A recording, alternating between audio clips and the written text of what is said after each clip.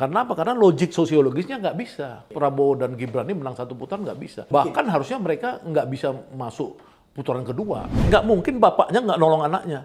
Itu kan politik dinasti.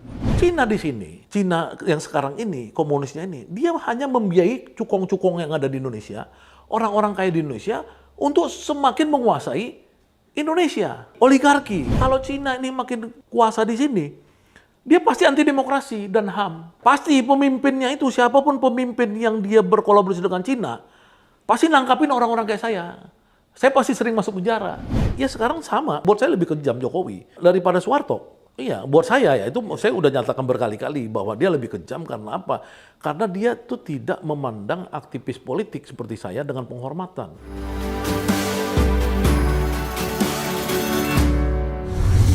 Assalamualaikum warahmatullahi wabarakatuh. Selamat datang di channel Abraham Samad Speak Up.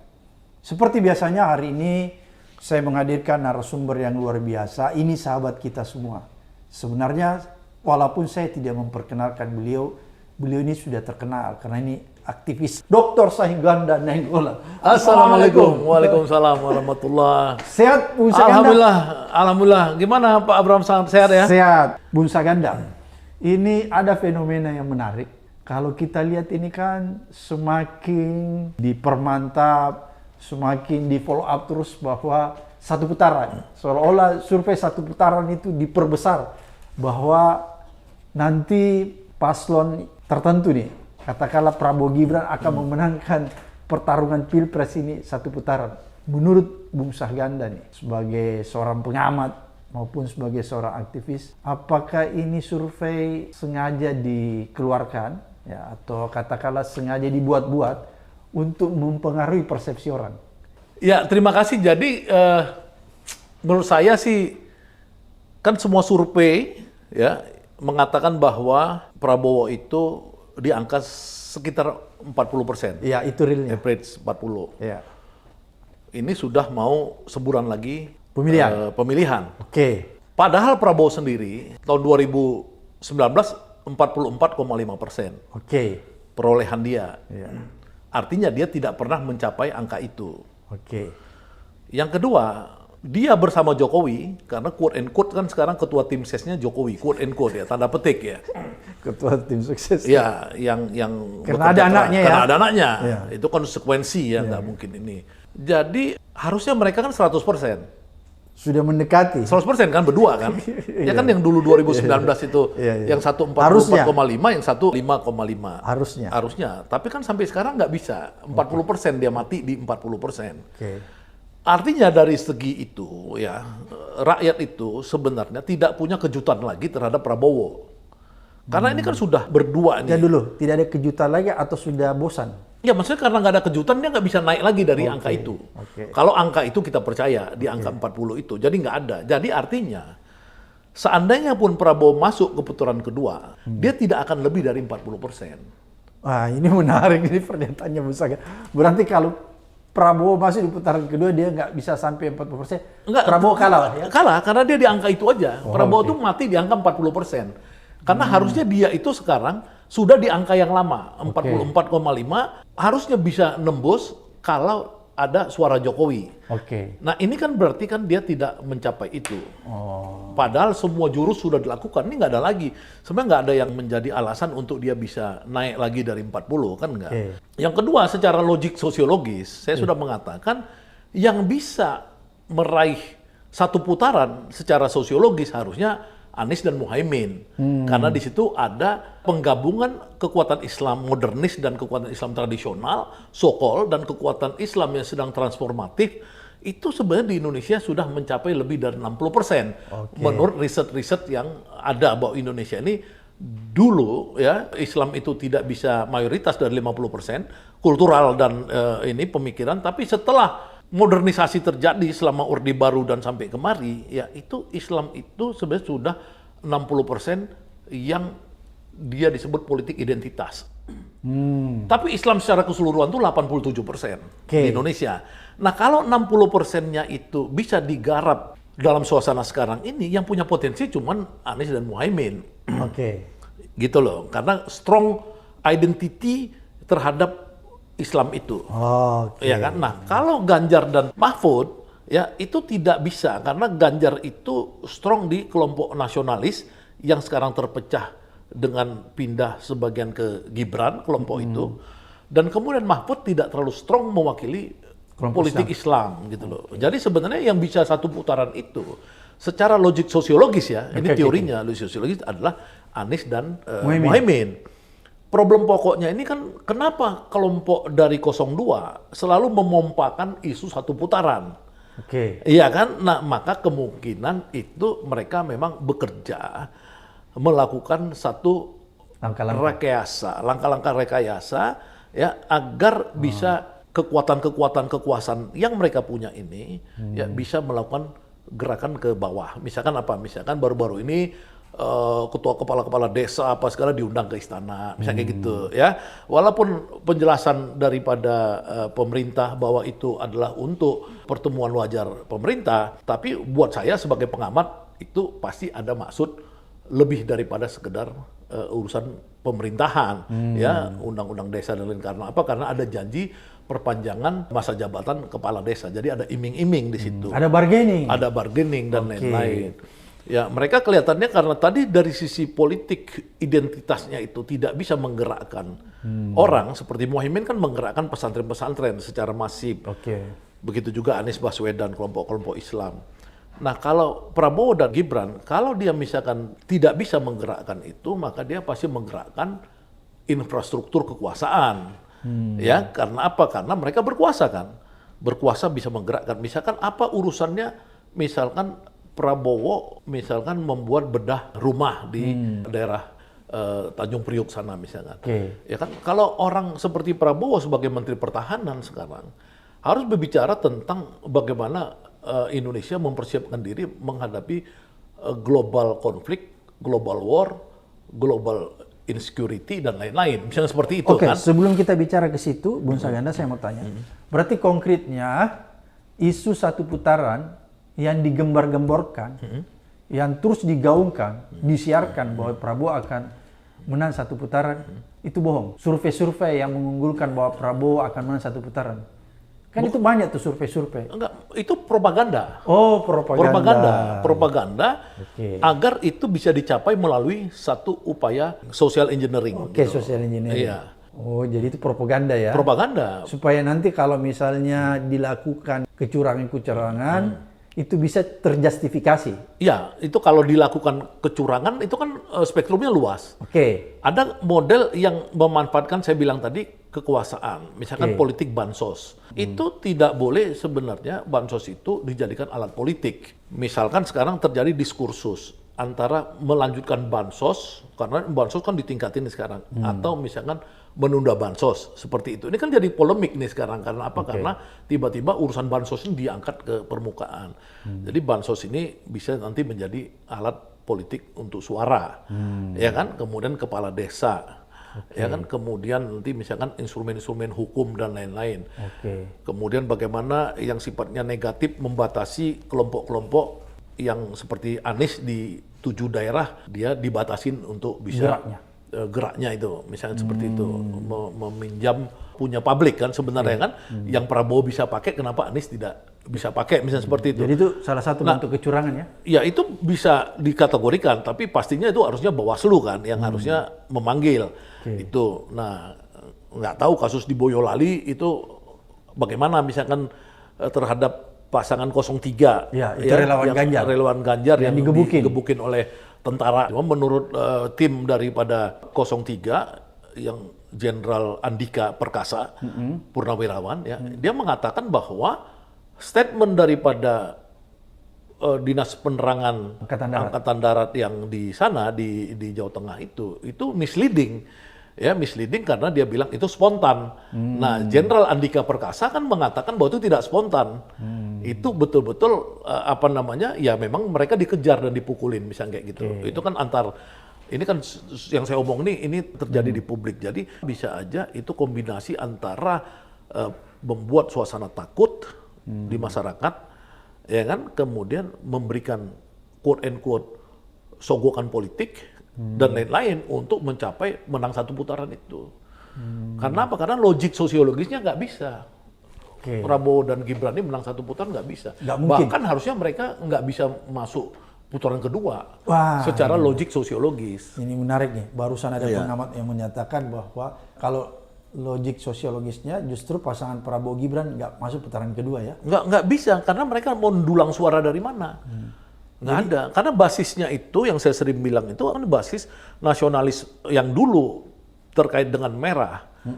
Ya, itu yang teridentifikasi dengan Gibran, Jokowi, ketika Jokowi memberikan pengampunan politik kepada kelompok-kelompok ex PKI, ya, ex PKI melalui Kepres 17 2022 itu kan memang akhirnya bisa mendulang komitmen suara, dan itu mereka bisa split dari kelompok nasionalis PDI, dan mereka itu dibawa oleh Gibran ke dalam koalisi Prabowo sekitar 10 juta, 15 juta suara. Tapi itu kan nggak akan mungkin, 15 juta itu kan dari 200 Kecil. juta pemilih, itu kan nggak sampai 10%. Jadi sebenarnya secara logik sosiologis, ya itu mereka tidak mungkin bisa masuk putaran kedua sebenarnya. Jadi kalau menurut Bung Saganda yang bisa masuk putaran kedua, kalau logik sosiologis, Anies Muhaimin dan Ganjar Mahfud. Ya, itu pastinya begitu. Itu kalau logik sosiologis begitu. Misalnya kalau begini, ternyata di putaran kedua bukan Anies Caimin, Mahfud Ganjar. Jadi gini, jadi di dunia ini sekarang yang paling bahaya, ini ada 40 negara yang meliputi 50% penduduk dunia mengadakan pemilu. Oke. Pada saat bersamaan, dunia ini diguncangkan oleh kemajuan yang luar biasa dari artificial intelligence. Nah, ini bisa memanipulasi. Jadi Volkskrant, misalkan, Volkskrant itu adalah media tertua di Belanda. Salah satu tertua di Belanda, saya baca, Ya. 2 minggu lalu habis debat presiden, mereka membicarakan soal kenapa Prabowo selalu tinggi suaranya. Oke. Volkskrant ini. Di survei. Ya pokoknya dia dianalisa berita mereka, kenapa, ya kan? Rupanya Prabowo ini menggunakan artificial intelligence. Maka dibuat di judulnya lagi, what is gemoy, ya kan? Gemoy. Gemoynya kan Prabowo sekarang gemoy. Gemoy itu kan istilah cute. Ya, menggemaskan. Cute lah, gemas, menggemaskan. Nah, dibuat di Volkskrant itu ternyata setelah debat baru ketahuan bahwa Prabowo tidak cute, tidak gemas. Ketika dia itu satu hari setelah debat dengan Anies bilang endas semua etik gitu loh.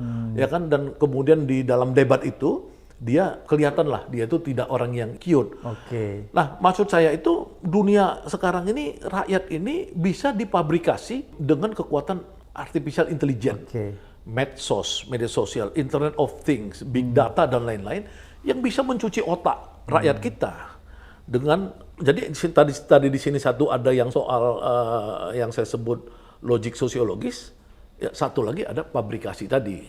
Nah, apakah ini termasuk kecurangan atau enggak?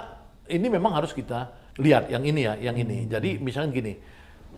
Saya melihat dari awal saya bulan Maret tahun lalu ngomong soal Google Trend, karena itu yang termurah yang saya bisa lihat, itu di situ Prabowo betul-betul tidak mempunyai penggemar ya yang banyak di Google Trend itu, karena dia tidak ini dilihat.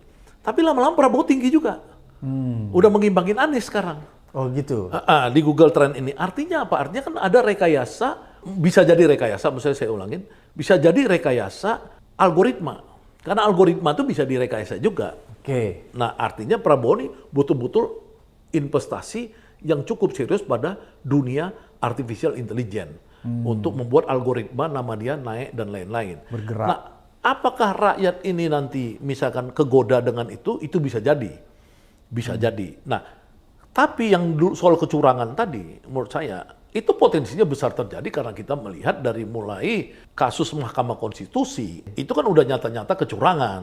Menggunakan aparat ya? Menggunakan kekuasaan, bukan aparat, keluarga dong, Mahkamah Keluarga kan. Ya kan, untuk mencalonkan Gibran bisa lolos. Orang mau bilang itu apapun, dia bilang itu tidak, itu pokoknya fakta hukum dan lain-lain. Tapi secara etik, Jimli Asidik dan kawan-kawan sudah memutuskan MK bahwa itu dia melanggar etik, ya melanggar etik karena ada tidak beres lah di situ. Nah, kalau kita lihat ini terus mengumpulkan orang di istana, kemudian mengumpulkan aparat desa di istana, kemudian ya macam-macam lah. Jokowi datang ke satu daerah, spanduk-spanduk Ganjar misalkan ini diturunin apa segala, itu kan semua bagian daripada yang kita bisa curigai sebagai kecurangan. Iya, kan yang terakhir kalau kita lihat ini ada Satpol ya, deklarasi Satpol. Ya, di Satpol Garut. PP misalkan, Ya. itu kan nggak bisa orang misalkan Nusron Wahid bilang bahwa itulah tandanya rakyat mencintai Prabowo. Oke. Menurut saya kan itu kan udah logika sesat.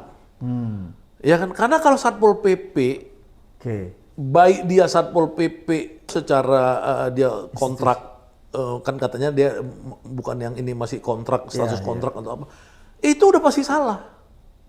Dan memang saya dengar terakhir itu dia dipecat atau diapa itu yang orang-orang Satpol PP itu udah pasti salah. Nggak bisa kita menggerak-gerakkan aparatur negara itu untuk mendukung paslon tertentu, nggak bisa.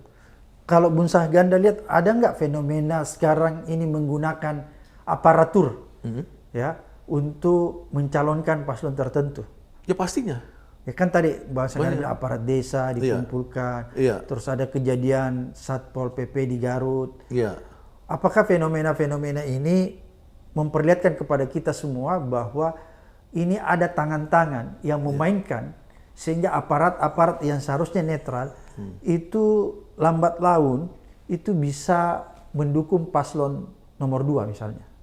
Ya pastinya begitu. Pastinya kekuasaan ini kan akan diberlanjutkan kepada Prabowo. Oleh karenanya sebenarnya kenapa orang minta Jokowi itu, ya teman-teman aktivis ya terutama kan ya, seperti kemarin almarhum Rizal Ramli pemilu tanpa Jokowi meninggal, ya kan wasiatnya itu adalah pemilu tanpa Jokowi. Jadi sebenarnya orang kan minta fair play, kan orang itu kan sebenarnya bangsa ini kan semua mencintai bangsa ini. Orang nggak peduli misalkan, kalau menang Prabowo silahkan menang dengan cara yang fair, bebas ini apa. Sekarang kan kita ngeliat gimana mau bebas. Jurdil. Udah pasti harusnya seluruh orang-orang yang mencalonkan diri itu, ya, itu harus mundur dari kekuasaan negara. Nggak bisa misalkan cuti 1 hari, masuk 1 hari, cuti 2 jam, masuk 2 jam. Itu nggak bisa. Karena apa? Karena itu nggak equal lagi, nggak ada prinsip equality di situ. Orang harus betul-betul sama-sama, kecuali dia incumbent kayak dulu Jokowi 2019 dia incumbent, gak ada pilihan, Indonesia harus punya presiden kan. Tapi kalau menteri-menteri ini dia kan menggunakan anggaran negara. Masa saya harus bilang investigasi betul nggak misalkan menteri pendukung Prabowo dalam kampanye, misalkan Zulkifli Hasan waktu dia ke Semarang ketemu dengan asosiasi pasar tangannya begini-gini ya, 2 gitu ya, itu apakah dia misalkan ke sana bukan sebagai Menteri Perdagangan, dia kan ke sana sebagai Menteri Perdagangan. Artinya dia makan uang pajak negara. Ya kan? Menggunakan fasilitas negara.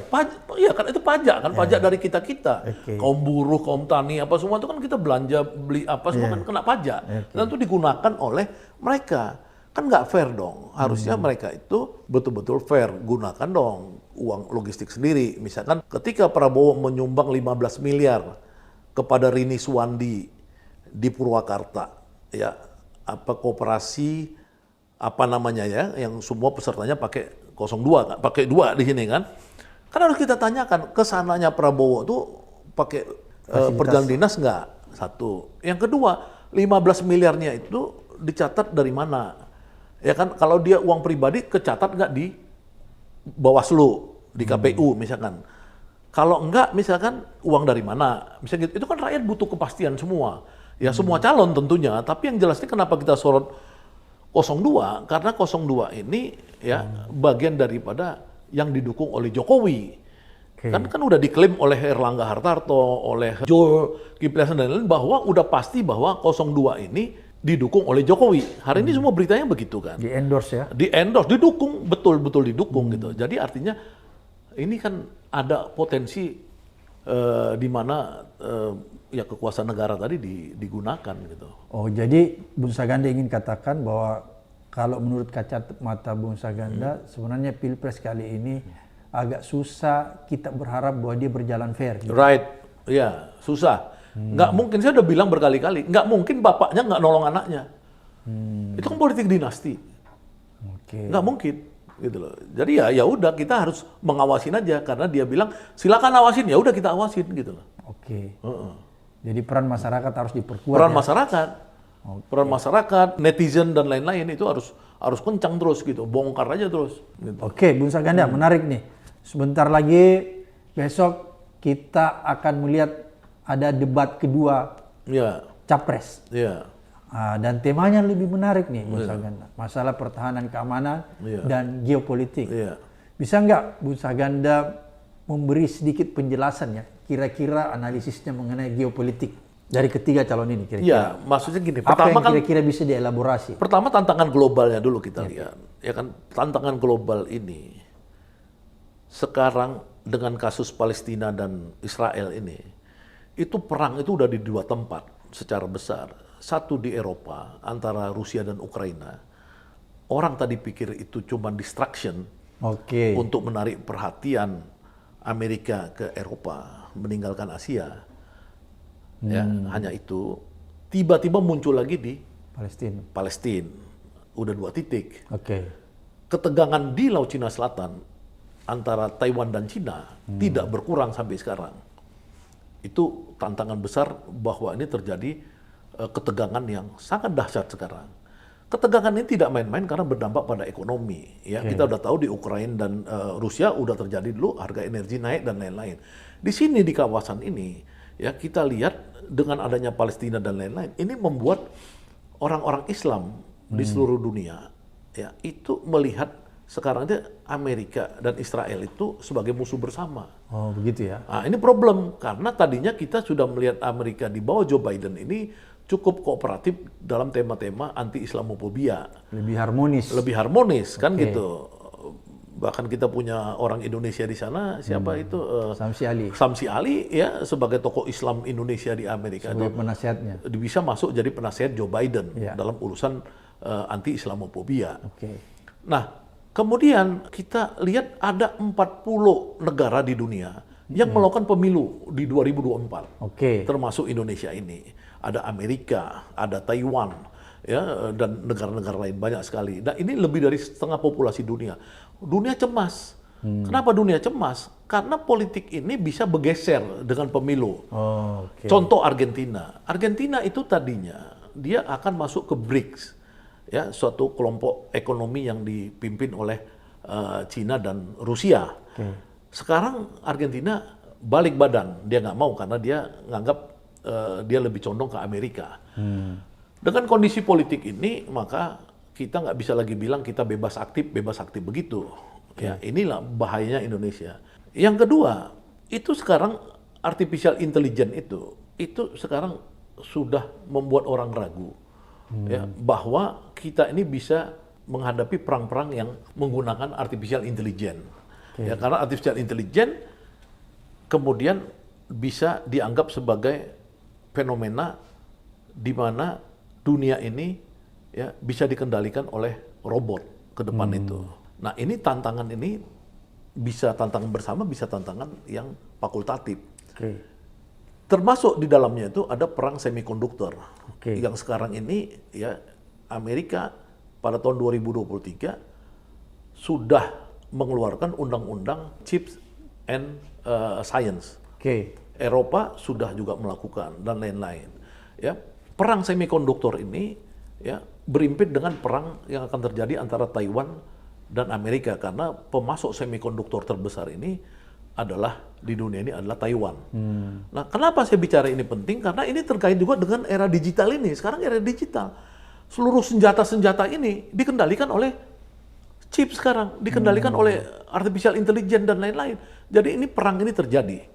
Ekonomi resesi berkelanjutan, ya kan? Ekonomi berkelanjutan resesi.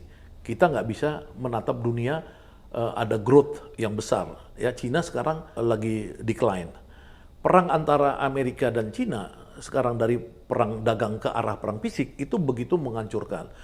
Sekarang misalkan Cina itu impornya itu lebih banyak daripada yang selama ini adalah ke Cina. Sekarang nggak lagi, sekarang ke East Asia dan ke Meksiko dan lain-lain. Nah, jadi ini 2024 ini tahun di mana urusan geopolitik ini sangat penting buat seorang presiden Indonesia, sangat penting. Ya kalau Jokowi misalkan 10 tahun ini lebih berkiblat pada Cina, Oke.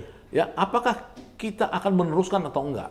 Ini pertanyaan. Oke. Jadi pada saat debat nanti, rakyat harus dikasih tahu. Ya, kalau kita misalkan mau melanjutkan hubungan akrab seperti selama ini dengan Cina, masuk ke BRI, ya Belt and Road Initiative, ya kita terus-terusan minta utang banyak sama Cina untuk membangun kereta api cepat seperti kemarin, kemudian IKN apa segala macam-macam seperti itu. Apakah kita mau melanjutkan ini? Ya, karena kita melihat berbagai keuntungan, ya, atau kita tetap lebih dekat nantinya ke arah pindah kan karena 10 tahun ini ke arah Cina, pindah ke arah Amerika dan Barat, ya, yang dia menawarkan demokrasi dan lain-lain. Nah, ini memang tantangan besar menurut saya bagi seorang pemimpin untuk memutuskan. Tapi harus diputuskan. Karena Indonesia ini walaupun dia mengatakan dirinya sebagai bebas aktif, sepanjang sejarah dia memutuskan tidak bebas aktif. Sepanjang sejarah. Apa itu contohnya? Ya contohnya Soekarno waktu dia mengambil alih kekuasaan tahun 1959, dia bilang dia pro Peking. Ya kan, makanya dia buat poros Peking, Jakarta, Peking, Pyongyang, Korea Utara. Kemudian masuk Soeharto, dia porosnya Amerika. Ya, kemudian masuk ke SBY porosnya Amerika. Sebelum itu Megawati porosnya ke Cina. Sekarang Jokowi porosnya ke Cina. Ya, lebih condong politiknya itu. Nah, sekarang kita harus milih. Jangan dulu. Berarti kalau begitu Jokowi lebih condong ke Cina. Selalu ada kecenderungan ya, walaupun dia bilang bebas aktif, tapi selalu ada kecenderungan berpihak.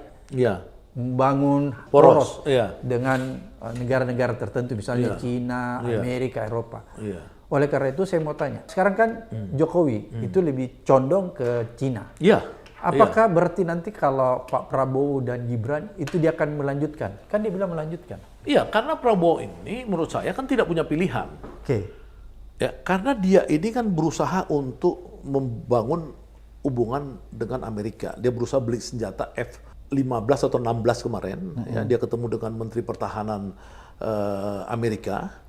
Ya, kemudian dipancing oleh dia, dipancing atau nggak dipancing, keluarkan statement bahwa Menteri Pertahanan Amerika mengatakan bahwa Prabowo menyetujui bahwa 9 dash line di Laut Cina Selatan itu, Cina itu ilegal menguasai itu. Baru sampai ke Indonesia, langsung Menteri Luar Negeri Cina mengatakan bahwa Prabowo tidak pernah menyatakan itu. Iya kan? Itu kan ada di berita, maksudnya bisa dilacak gitu ya. Nah, maksud saya itu artinya Prabowo tetap tidak bisa ke Amerika. Dia lebih dekat ke Cina karena sejarahnya dia memang di-exclude walaupun dia udah berusaha untuk baik dengan Amerika yang dari mulai kasus dia dianggap 98 itu pelanggar HAM, dia agak rumit. Makanya dia lebih nyaman pasti ke Cina. Karena di Amerika kelihatannya dia kurang ditolak. Iya, dia ditolak ya. Kalau dia berusaha beli pesawat Prancis Mirage itu menurut saya tidak mampu untuk membuat dia diterima secara keseluruhan di Barat. Nah, artinya dia nyaman untuk melanjutkan poros Jokowi ini. Makanya dia senang aja dengan isu keberlanjutan kan.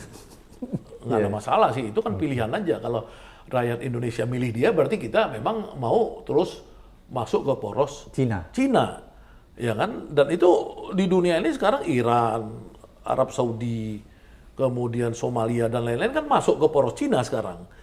Dalam BRICS misalkan mereka ini sekarang BRICS, Arab Saudi malah masuk sekarang ke BRICS, ya kan? Kelompok ekonomi yang di-lead oleh Cina gitu loh. Berarti itu kan berbahaya kalau kita semakin harmonis dengan Cina, berarti tenaga asing Cina itu akan semakin masuk ke Indonesia. Karena ini kan sudah ada contohnya nih. Selama kita harmonis dengan Cina, melakukan kolaborasi, kerjasama di bidang ekonomi, kita lihat saja. Katakanlah kereta api cepat, itu kan dia lebih mendatangkan tenaga kerja dari Cina yang begitu besar dibandingkan tenaga kerja yang ada di dalam negeri kita. Nah, kalau saya memang tidak suka itu, tidak suka poros Cina kalau saya. Jadi kalau orang kan masing-masing ya, saya kan nggak bisa, masih gini, ini kan cuman kita sebagai analisis ini. Kalau saya nggak suka poros Cina, itu karena banyak hal. Pertama, Cina itu pernah menebarkan ideologi komunis di Indonesia. Dan orang bilang Cina bukan komunis. Iya, Cina bukan komunis dalam pengertian yang dulu. Tapi tetap Cina itu sebagai penguasanya penguasa komunis, PKC itu. Partai Komunis Partai kan Komunis di sini Cina berkuasa. Ya. Ya. Orang bilang Putin bukan komunis. Iya, memang Putin tidak bisa diklaim lagi sebagai komunis model lama. Tapi kakeknya Putin itu adalah juru masaknya Lenin. Jadi Lenin itu pendiri Uni Soviet, pendiri komunis itu. Juru masaknya kakeknya Lenin. Ya, di Indonesia ini bibit-bibit itu, karena kita masih masyarakat sosialistik itu ada bibit-bibit itu. Nah, itu satu. Ini kan bahaya historis. Yang kedua, Cina ini. Jadi dulu saya potong. Berarti Anda mau katakan kalau kita terus melanjutkan kerjasama yang harmonis, tergantung menyerahkan ketergantungan kita sepenuhnya kepada China, itu berbahaya dari segi ideologi. Itu satu. Oke. Ya kan, berarti dari segi ideologi. Bahwa ideologi komunis bisa Masuk bangkit. lagi, bangkit Oke. di sini, ya kan? Yang ini udah tanda-tanda kan, artinya selama Jokowi berkuasa kan kita umat Islam kan terasa tersingkirkan. Ya, ulama-ulama di penjara, ya kelompok-kelompok Islam itu misalkan EPI, HTI ya itu dibubarkan tanpa pengadilan. Bukan kita maksudnya gini, buat saya itu kalau mau dibubarkan melalui pengadilan, itu namanya demokrasi kan. Tapi gitu. harus prosedur. Harus prosedur, ya kan. Pokoknya demokrasi mati lah gitu. Nah, yang kedua kalau Cina ini punya pengaruh besar di sini, dia itu nggak pernah menguntungkan rakyat Indonesia. Cina ini bukan Cina komunis dulu. Ya, kalau Cina komunis dulu, dia bicara ya kalau di Cinanya di tahun 2021 Xi Jinping itu membuat strategi baru, kebijakan baru. Ya, namanya Common Prosperity. Ya. Common Prosperity itu salah satu korbannya namanya Jack Ma. Ya. Jack Ma itu orang terkaya di Cina. Ya. Korban daripada itu karena si Jinping bilang tidak ada lagi orang kaya di Cina ini, semua harus dibagi adil. Dia merujuk pada Mao Zedong, si Jinping. Tapi antar negara seperti Indonesia, dia tidak punya internasionale. Jadi orang-orang komunis zaman dulu, dia punya namanya internasionale. Kita antar negara itu tidak boleh beda juga. Oke. Cina di sini, Cina yang sekarang ini, komunisnya ini, dia hanya membiayai cukong-cukong yang ada di Indonesia, orang-orang kaya di Indonesia, untuk semakin menguasai Indonesia. Oligarki. Oligarki. Oh, dia oke. nggak pernah bersekutu dengan koperasi. Oh. Misalkan, kalau dia bersekutu sama koperasi kita senang juga dong. Wah, misalkan Membangkitkan. membangkitkan rakyat yang luas gitu loh. UMKM dan lain nggak ada. Cina ini nggak peduli, rakyat Indonesia mati nggak peduli. Dan karena dia ini di seluruh dunia, dia memang terkenal dengan debt trap, memperangkap orang dengan utang. Itu Ya, Cina. Cina. Makanya di Afrika tuh dia kuasain semua, Somalia, di Bangladesh juga, di India apa segala itu dia kuasain gitu. Itu politik ekonomi Politik Cina. ekonomi Cina. Oke. Dia tuh tidak, dia pokoknya tuh dia itu betul-betul mirip Stalin lah. Kalau zaman dulu tuh Stalin di Uni Soviet itu. Dia politiknya negara gua adil, yang lain mampus lu. Biadab dong kalau. Yang biadab, karena dia cuma mau mengambil resources dari negara-negara periferal seperti Indonesia. Oke. Makanya itu yang kedua. Tadi kan ideologi. Oke. Yang kedua dia tidak mungkin mensejahterakan rakyat Indonesia. Cina. Cina ini, ya dia hanya memberi bantuan-bantuan itu untuk tangan sayap-sayap dia aja. Oke. Ya, misalkan dia kelebihan semen di sana, kelebihan semen dia lempar ke Indonesia, bangun tol, bangun ini, bangun itu kan. Makanya di Indonesia ini Indosemen aja sempat menutup pabriknya dari 10 pabrik menjadi 4 pabrik kan yang di Cibinong. Karena apa? Karena semen-semen dibawa semua dari Cina untuk bangun infrastruktur. Ya, jadi tenaga kerjanya yang tadi disebut oleh Pak Asa Abraham kan itu tenaga kerja juga diimpor kemarin, kompetitor kita. Oke. Ya, jadi itu dua, udah pasti dia itu ini. Ketiga, kalau Cina ini makin kuasa di sini, dia pasti anti demokrasi dan HAM. Itu pasti ya. Pasti pemimpinnya itu, siapapun pemimpin yang dia berkolaborasi dengan Cina, pasti nangkapin orang-orang kayak saya. Saya pasti sering masuk penjara. Seperti Bung Saganda kan sudah rasakan baru-baru. Udah rasakan. Makanya saya nggak mau kalau kita ini berkiblat ke Cina tuh, saya takutnya itu. Harusnya para aktivis ini ngeh ya, waspada. Ya, saya pikir kan itu yang aktivis yang ideal kan tetap waspada. Yang pragmatis ya silakan bersekutu dengan itu kan kita nggak tahu. Tapi kalau saya kan ditanya saya misalkan, ya saya tahu bahwa ini demokrasi akan mati. Kalau kita, Sekarangnya udah mati, apalagi kalau berlanjut nih. kalau bekerja sama dengan Cina. Iya, bekerja sama itu kan karena kita kan jadi sayapnya dia. Oke, menarik nih. Tadi Bung Saganda bilang siapapun paslon yang bekerja sama dengan Cina akan mematikan demokrasi. Demokrasi, iya, dan HAM. HAM, oke. Iya. Kalau begitu ada fenomena yang menarik. Kenapa para aktivis-aktivis, katakanlah aktivis 98 iya. yang pernah sebenarnya mengalami penindasan, pelanggaran HAM, toh sekarang berkiblat, bahkan bergabung di paslon nomor 2. Prabowo Gibran yang nyata-nyata tadi Bung Saganda bilang itu didukung oleh Cina. Itu fenomena apa kira-kira? Ya kalau aktivis 98 yang kan ada dua ya. Yang satu kan yang dia memang karena keterikatan dengan partai politiknya. Ya jadi dia harus ngikutin partai itu kan. Kebijakan partai. Kebijakan partai. Katakanlah misalkan Andi Arief misalkan. Ya. Dia kan nggak mungkin dia ninggalin partai Demokrat. Dia harus ikut ke dalam koalisi itu, ya kan kebijakan partainya. Nah yang kedua ini kan seiring dengan waktu kan banyak juga aktivis-aktivis yang menjadi pragmatis kan. Nah itu mungkin maksud saya ya karena pragmatis saja gitu. Tidak tahan. Ya itu masing-masing lah ya. Kalau kita kan berusaha untuk istiqomah ya kan. Misalkan menarik sekali tadi nih apa yang katakan bahwa kalau Cina nanti mendukung paslon tertentu dan itu yang menang berarti demokrasi akan mati, HAM tidak dihargai dan lain sebagainya. Kemudian kalau itu terjadi berarti calon-calon yang lain yang tidak didukung oleh Cina, katakanlah paslon 1 dan 3, itu kiblatnya bukan di Cina. Ya kalau yang paslon 1 kan udah pasti kiblatnya bukan di Cina. Ya itu kan kelihatan dalam wawancara Anies Baswedan misalkan di televisi Australia, ABC waktu dia kunjungan beberapa bulan lalu ke Australia kan. Dia mengatakan bahwa ya dia itu spektrumnya itu harus meluas, jangan hanya Cina saja tapi juga spektrum ya. Spektrumnya itu ke arah yang non Cina juga. Itu kan udah dinyatakan oleh Pak Anies dan udah diulangin lagi sama dia dalam debat. Berarti kiblatnya ke Amerika atau ke Eropa? Ya bisa dia itu ke arah tengah. Ke arah tengah, ya kan? Walaupun itu sebenarnya buat saya resiko dengan situasi global sekarang. Harus memilih aja menurut saya, memilih walaupun tetap bebas aktif tapi ya milih sedikit lah gitu ya. Bebas aktif yang nggak bebas-bebas banget gitu loh. Karena kan kita nggak. Seperti tadi Anda berkata, sejarah juga membuktikan itu ya. Pemimpin-pemimpin terdahulu juga tidak bebas aktif banget ya. Mulai dari Soekarno, Soeharto, SBY, semua berpihak ya. Ya karena ada national interest kan. Iya. Jadi misalnya gini, di Malaysia. Malaysia itu kan Commonwealth. Commonwealth itu kan berarti kan dia tuh basisnya harusnya Barat, Eropa. Negara-negara persemakmuran. Iya, persemakmuran Inggris. kan. Inggris. Eropa. Ya. Tapi Anwar Ibrahim ketika melihat Palestina, dia marah ya kan dengan Barat. Dia marah dengan Israel. Ketika dia diancam oleh negara-negara Barat, dia ngelawan. Anwar Ibrahim. Dia melawan. Nah artinya kan bisa kita seperti itu juga, seperti Anwar Ibrahim misalkan kita lebih misalkan kalau 50-50 di tengah ya sedikit dimajukan dikit di Barat. Kenapa? Karena ini bicara demokrasi. Kita udah puluhan tahun, generasi muda kita ini, anak-anak yang sekarang umurnya milenial sekarang 20-an tahun ya, itu kan mereka kan udah ngertinya Indonesia demokrasi. Jangan dimatiin dong. Dia udah kenal demokrasi dan HAM ya? Iya, artinya tiba-tiba balik lagi nanti ke isu-isu nasionalisme ekstrim. Ya, bukan kita soal nasionalisme ekstrim, kita butuh patriotisme. Bukan nasionalisme saja, nasionalisme boleh.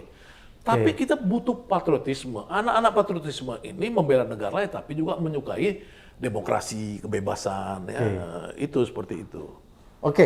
Kalau begitu konkretnya perbedaannya kalau misalnya kita lebih mengarahkan kolaborasi ya, saya pakai istilah kolaborasi kita ke Amerika dan Eropa atau kolaborasi kita ke Cina, kira-kira mudaratnya bagaimana? Ya lebih mudarat kalau ke Cina. Lebih mudarat. Dari apa yang kita saksikan selama 10 tahun ini. Ya orang tidak bisa mengklaim bahwa pembangunan infrastruktur ini sebagai sebuah jalan kepada kejayaan. Ya karena sejatinya membangun Indonesia ini setelah 76 tahun merdeka, itu harusnya kan kita bicara kesejahteraan bersama. Kalau sekarang kan ketimpangan makin lama makin lebar terus. Tidak ada jalan Indonesia ini. Ya menurut statistik sekarang, 115 juta dianggap dia sebagai kelas menengah yang aspire, jadi kelas menengah yang bawah. Yang atasnya itu 52 juta, kelas menengah yang dianggap pasti. Tapi kalau kita periksa ini, baru-baru ini survei dari BPS yang disebut di Jakarta misalkan, biaya hidup keluarga yang normal, menurut BPS ini, baru keluar juga. Itu kan sebenarnya biaya hidup itu di Jakarta hampir 15 juta, 14 juta, 900 per keluarga per bulan, ya, dengan anak 4,4 keluarga lebih lah rata-rata. Nah kita lihat sekarang garis kemiskinan kita itu di angka 500.000 per bulan. Kalau misalkan di atas itu dianggap nggak miskin. Kalau 4 anak 4 orang tadi satu keluarga, berarti kan dia cuman 2 juta ke 3 juta. Sementara di BPS ini sudah mengatakan paling tinggi di Jakarta 15 juta, paling rendah di kampung saya Sibolga dan Maumere, satu lagi adalah di Cilacap, itu 5, sekian juta. Itu kan 5, sekian juta dianggap middle class, padahal faktanya garis kemiskinan itu ditetapkan 500-an ribu, 550. Artinya ini kan sebenarnya orang yang disebut keluar dari kemiskinan ini masih miskin banget, nggak cukup untuk membayar yang dibilang layak hidup tadi oleh BPS. Nah maksud saya ini problem pokok kita. Ya kalau kita dari sekarang ini tidak pernah memperhatikan nasib rakyat kita, kalau yang diperkuat itu adalah konglomerat-konglomerat saja, kalau kekuasaan yang dibangun dengan poros-poros internasional Cina apa segala hanya memperkaya orang kaya, oligarki dan lain-lain, itu kita menjadi bangsa yang rapuh terus. Nah makanya kesempatan sekarang ini adalah uji publiknya itu harus betul-betul kita ini dapat memimpin di antara 3 ini hasil dari pemilu yang bersih, yang jujur, yang demokratis. Kalau itu dapat, mudah-mudahan mereka itu komitmennya sama rakyat itu menjadi komitmen yang berjangka panjang. Artinya sampai dia selesai itu dia memenuhi janji politiknya. Ya, jangan sampai seperti Jokowi misalkan, dia tidak punya janji politik tentang IKN. Ya, dia tidak punya janji politik tentang revisi undang-undang KPK. Ya, kan Pak Abraham kan tahu kalau soal KPK itu. Tidak ada itu janji politik Jokowi pada saat kampanye akan merevisi undang-undang KPK. Nggak ada. Tapi dia lakukan di luar itu. Ini juga begitu. Nah, kalau politiknya bersih, itu harusnya semua yang penting-penting, yang menyangkut hajat hidup orang banyak dan lain-lain, itu tertulis dan rakyat tahu. Dan itu hanya bisa terjadi kalau dia pemilunya fair. Ya. Dan saya harap Prabowo yang punya bagian dari kekuasaan, dan Ganjar yang ada circle kekuasaannya juga, Anies tentu ada sedikit ya kan, Nasdem itu betul-betul berikrar untuk pemilu yang bebas rahasia dan fair itu mesti ada gerakan. Jurdil ya? Jurdil. Bung Saganda, tadi menarik Anda katakan bahwa kalau nanti kita tetap berkolaborasi dengan Cina, maka bisa dipastikan bahwa kita tidak menghargai HAM. Anti demokrasi. Dan Anda sudah menyatakan bahwa saya sudah merasakan, saya di penjara dan lain sebagainya. Berarti Anda mau katakan bahwa rejim ini sebenarnya pemerintahan sekarang ini adalah pemerintahan yang anti demokrasi dan pelanggar HAM ya? Nah, itu kan bukan yang saya ngomong, itu kan semua lembaga-lembaga internasional. Seluruh lembaga internasional, ya, indeks demokrasi kita turun, maksudnya kita menjadi negara yang buruk demokrasinya, kemudian korupsi bertambah, bukan saya ngomong, itu indeks persepsi korupsi yang dikeluarkan oleh lembaga internasional, ya juga soal HAM sudah dikeluarkan oleh lembaga-lembaga internasional, bahwa memang kita merusak semua. Enggak, kan tadi Anda bilang di zaman pemerintahan ini Pak Jokowi banyak aktivis, iya, itu suara-suara kritis itu maksudnya kan itu Pak kriminalisasi. Maksudnya itu kan lah diterjemahkan jadi indeks-indeks itu. Oke, karena ada di kejadian itu. Iya, kan karena itu kemudian masuk ke report PBB dan lain-lain, bahwa banyak pelanggaran HAM, ya banyak ini apa namanya demokrasi dihianati, korupsi bertambah. Kalau korupsi bertambah sekarang ya masa Pak Abraham Samad nggak melihat nih sekarang, gila kan sekarang ini udah IPK hancur. IPK-nya hancur dan fakta di lapangannya secara kualitatif kita lihat. Mana pernah Ketua ada KPK-nya di penjara, tersangka pemerasan. Ada kasus 349 triliun, itu kan udah sinting, negara apa bisa ada 349 triliun? Nggak pernah ada di dunia, cuma di Indonesia yang kasus diungkap oleh Pak Mahfud di itu kan Cuma kan diungkap aja, tidak ada tindak lanjutnya oleh Pak iya, makanya artinya itu yang kita bilang ya kan tidak dilakukan satu upaya yang keras untuk memberantas korupsi di zaman ini, di era Jokowi ini gitu loh, ya kan? Oke, kalau begitu Bung Saganda mau katakan kalau misalnya kita lebih memilih berkolaborasi dengan Amerika atau Eropa, itu berarti kita pasti menjadi negara yang tetap menghargai demokrasi, menghargai perbedaan pendapat, menghargai HAM. Ya, jadi kita juga gini, misalkan kita kan bukan politik itu membebek, nggak boleh membebek. Iya. Ya, kita misalkan melihat Joe Biden sama Trump. Makanya kita istilah Misalnya kolaborasi. Gitu. Kolaborasi, Iya. iya. Kita melihat bahwa Joe Biden ini sekarang dituduh. Jadi saya menonton debat capres versinya Partai Republik. Ya, itu mereka tuh menuduh Joe Biden NATO dalam konteks Palestina ini. Ya. No action, talk only. Iya. Iya kan? Oke. Kenapa? Karena Joe Biden dituduh mereka tidak meredam gerakan-gerakan mahasiswa di seluruh kampus-kampus di Amerika sekarang. Gerakan mahasiswa itu melawan Israel. Ya, memprotes. Melakukan gerakan namanya DBS. DBS. Ya kan, Divestment, Boycott, and Sanction. Oke. Ya, ini gerakannya masif di Amerika. Oke. Ini orang-orang Republik menuduh. Artinya kita melihat kalau di sana itu kelompok sosialis Amerika, Partai Demokrat, mereka main dua. Main dua kaki. Ya oke Islam, ya oke Yahudi. Kan kira-kira gitu, ya kan? Kalau Republik baru ini pro Yahudi karena mereka itu Dari dulu karena Donald Trump mengatakan bahwa agama mereka, agama kulit putih mereka, mengatakan bahwa memang orang Yahudi itu di atas segala-galanya.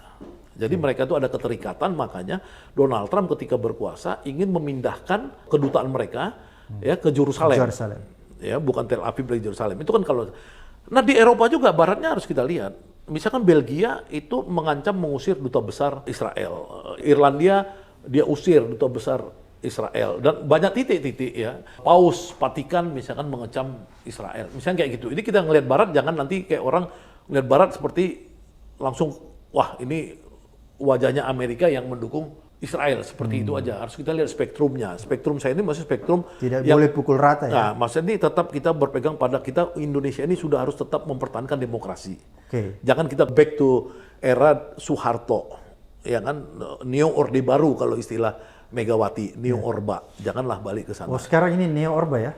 Ya, kan kalau kata Megawati kan gitu, Neo Orba, ya kan, jangan balik baru berkuasa lo udah ini gitu kan. Kalau menurut Bung Saganda sebagai pengamat sekarang? Iya. Ya sekarang sama. Buat saya lebih kejam Jokowi. Ya karena saya mengalami 2 kali di penjara kan. Saya di penjara di zaman Soeharto. Lebih kejam Jokowi daripada siapa? Daripada Soeharto. Iya, buat saya ya itu saya udah nyatakan berkali-kali bahwa dia lebih kejam karena apa? Karena dia tuh tidak memandang aktivis politik seperti saya dengan penghormatan. Ya, kalau dia bilang, oh kenapa itu buktinya tuh demokrasi Rocky Gerung nggak kita tangkap misalnya, ya kan nggak ini, ya, itu kan nggak bisa misalkan satu hal Rocky Gerung dijadikan sebagai standar. Sampel. Ya sampel. Kalau yang di penjara di zaman Soeharto saya Jumhur, itu di penjara zaman Soeharto. Banyak lagi yang di penjara zaman Soeharto.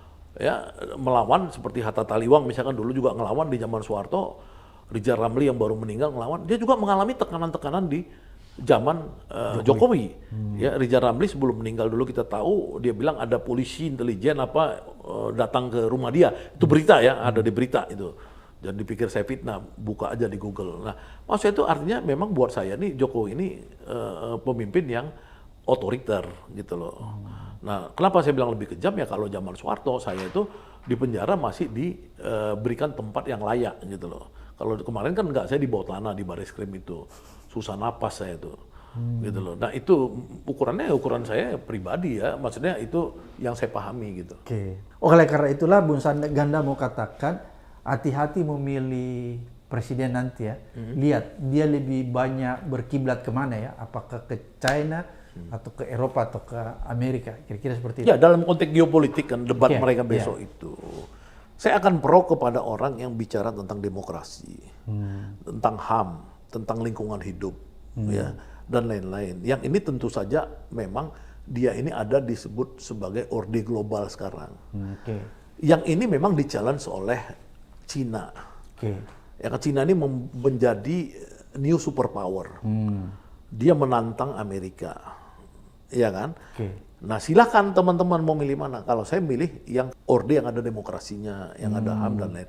Yang pasti saya nggak mau ada orde yang dekat dengan Cina itu, gitu loh. Jadi debat yang akan dilangsungkan besok ini, masalah geopolitik ini, kita harus betul-betul melihat ya, siapa paslon Iya. yang bisa kita harapkan menjaga demokrasi dan HAM ya. Ya, itu. Yang kedua juga, mereka juga harus jelas ya tentang bagaimana mendorong Indonesia ini untuk siap dalam berbagai perang di era baru. Ya, perang tradisional kan perang seperti Palestina diserbu oleh Israel, Ukraina diserbu oleh Rusia, misalnya seperti itu. Tapi perang ke depan ini kan perang-perang yang berbau, saya bilang tadi, perang semikonduktor, ya, perang AI tadi, artificial intelligence, perang banks, network banks, ya, yang kebongkar kan dulu SBC misalkan ya kebongkar di Amerika, mereka itu menjadi bagian dari permainan kartel narkoba misalkan di Amerika keungkap apa. Ini kan perang-perang yang dia itu proksi kan, proksi dan baru. Nah, apakah Indonesia ini disiapkan untuk menjadi rakyat tergantung pada susu, subsidi makanan, dan lain-lain? Atau Indonesia ini disiapkan untuk siap bertarung dengan human capital yang tinggi? Nah, saya belum melihat ya pemimpin yang memikirkan Indonesia ini dengan human capital yang tinggi. Kalau orang yang berpikir itu, maka dia menyiapkan kita juga untuk perang dengan era digital itu, gitu loh. Ini belum ada tanda-tanda. Ketiga calon ini siapa menurut Anda yang lebih Yang paling mungkin itu memang saya lihat itu yang paling ngerti ini Anies Baswedan. Ya, maksudnya Anies dengan Caimin, karena dia itu akan memikirkan tentang perubahan tadi kan. Perubahan itu kan dia pasti mengkalkulasi bahwa ke depan ini banyak sekali hal-hal yang bukan lagi negara saja sebagai aktor, tapi non negara. Aktor non negara ini ya seperti big tech ini, Facebook, penguasa-penguasa Instagram apa segala ini kan kekuatan-kekuatan yang bisa melakukan proxy war. Nah, kalau orang yang tidak bisa berpikir tentang itu ya seperti orang yang kurang kemampuan intelektualnya, itu susah emang. Jadi global war itu jangan hanya dipikir cuma konvensional. Jadi mereka besok bicara misalkan tentang perang, kemungkinan perang itu memang ada yang memang sifatnya langsung. Misalkan saya pernah mempertemukan antara namanya Dr. J. Hansa dengan Jenderal Purnawirawan Gatot Nurmantio. Saya pertemukan di Bandung, membahas soal ibu kota, IKN. Nah, Jehan bertahan karena dia ini kan dengan Andrinov dan lain-lain buat namanya visi 2035. Mereka tuh pro pada ibu kota baru. Tapi kemudian disanggah oleh Pak Gatot. Anda itu waktu mengkaji pakai analisa pendekatan pertahanan keamanan nggak? Nggak, Pak Ana. Makanya Anda nggak tahu, kata Pak Gatot. Itu dengan pindah di IKN itu cuma 2 jam untuk menduduki ibu kota itu. Artinya kalau kita pakai konvensional, ini kan sangat bahaya. Ibu kota baru, kalau kita mau memindahkan militer kita, ya misalkan dan grup A, Kopassus yang di Serang, 30 berapa yang di Bogor, kemudian Angkatan Laut Marinir yang ada di pantai utara, kita pindahkan semua untuk jaga ibu kota. Uang kita dari mana? Kan kita nggak bisa cuma bilang 450-500 triliun untuk bangun gedung-gedung, nggak, karena itu harus dikawal ibu kota itu, nggak bisa dibiarkan bisa langsung didudukin. Kalau ibu kota kita sekarang ini dari segi pertahanan keamanan, kita bisa perang gerilya, ya dari zaman Sultan Agung kita udah tahu perangnya melawan VOC. Itu tahun 1000 berapa itu, 1700, 1800 dan Sultan Agung kita udah bisa perang. Nah, kita ini penting untuk melihat 2024 tidak lagi seperti yang kemarin, karena kemarin orang masih nahan diri. Kalau sekarang dengan kasus Palestina dan Cina akan menyerang Taiwan 2027, maka kita harus bersikap. Bersikap itu, ya, kalau misalkan kita mau milih ikut Cina tadi, kita meneruskan Jokowi. Kan siapapun yang ingin meneruskan Jokowi kan meneruskan poros Cina ini. Apalagi kalau Prabowo udah pasti, dia nggak ada pilihan. Dia di Amerika kurang terima, misalnya ke sana. Apakah bangsa ini siap atau tidak? Ditanya saya pribadi, saya nggak siap. Karena saya ini tahu bahwa kebebasan itu barang mahal. Saya ingin ada demokrasi. Prabowo mengatakan dia percaya demokrasi. Minggu lalu dia datang ke PWI, ya kan, wartawan-wartawan itu. Tapi saya nggak bisa percaya dia untuk demokrasi. Karena demokrasi itu ada karakternya. Karakter dia itu tidak kompatibel dengan demokrasi. Ada tolak ukurnya ya? Iya, karakter ya. Ini kan bicara karakter orang. Nggak salah. Orang mau pilih Putin silakan. Mau pilih Xi Jinping silakan. Mau pilih model-model begitu silakan. Tapi itu kan orang silakan, kan gitu. Tapi kalau saya nggak bisa karakter yang dia itu pada akhirnya nanti dia tidak menghargai demokrasi. Tidak menghargai HAM. Ya kan, karena dia memang dari sejarah masa lalunya kurang menghargai HAM. Nanti orang bilang, oh kenapa saya nggak dukung dia 2019? Iya, karena memang nggak ada pilihan di 2019. Di 2024 saya punya pilihan, ya, bahwa yang lain itu selain Prabowo itu menghargai demokrasi, menghargai HAM. Ya, jadi saya akan memilih yang menghargai demokrasi dan HAM. Jadi saya percaya bahwa demokrasi itu akan mengantarkan orang untuk menjadi maju. Untuk menjadi negaranya maju, individunya maju, ya, asal dikelola dengan baik, asal jangan dibajak demokrasinya. Ini kan tugas negara aja mengawal demokrasi itu. Bagaimana checks and balance terjadi, bagaimana masyarakat itu berpartisipasi dan lain-lain. Jadi harapan saya 2024, silakan rakyat Indonesia, kalau kamu mau milih pemimpin yang menghargai humanisme, menghargai demokrasi, menghargai hak asasi manusia, menghargai kebebasan individu dan lain-lain. Oke, terima kasih Bung Saganda Terima apa kasih. yang disampaikan. Mudah-mudahan perbincangan kita ini mencerahkan, memberi edukasi kepada masyarakat agar supaya nanti bisa menemukan jalan kebenaran, menghargai dan memilih pemimpin yang bisa menciptakan demokrasi yang sesungguhnya di Indonesia dan menghargai hak asasi manusia, karena itu adalah fundamental kehidupan berbangsa dan negara. Sampai ketemu di episode berikutnya di Abraham Samad Speak Up.